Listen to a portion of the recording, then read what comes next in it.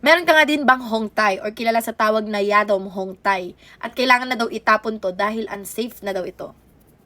Usually, yung mga hongtay ay ginagamit to kapag barado yung ilong mo, sinisipon ka, o kaya inaantok ka, pampagising or energy booster.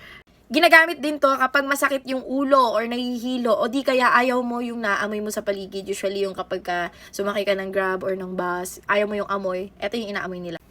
Popular item din ito kapag nagta-Thailand, usually binibigay to as pasalubong. So ito na nga, kailan mo kailangang itapon yung gamit mong hongtay? Listen, itatapon mo lang yan if yung ginagamit mong hongtay or yung nabili mong hongtay ay pasok doon sa batch na ipinagbawal ng FDA Thailand. Kahit binili mo yan last year, this year, kailangan mong i-check. If ikaw naman ay nagbebenta ng hongtay, kailangan mo ding i-check or else pwede kang makasuhan. Ang hindi lang approved na batch is yung merong 000332 na number. So, kung nakikita nyo dito sa video is 000311.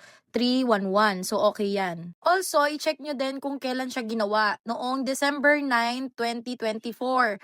At ang expiration date niya ay December 8, 2027. So, kapag na-check nyo na yun ay batch 000332 at yung manufacturing date niya ay December 9, 2024, expiration date na December 8, 2027, automatic itapon nyo na po yan.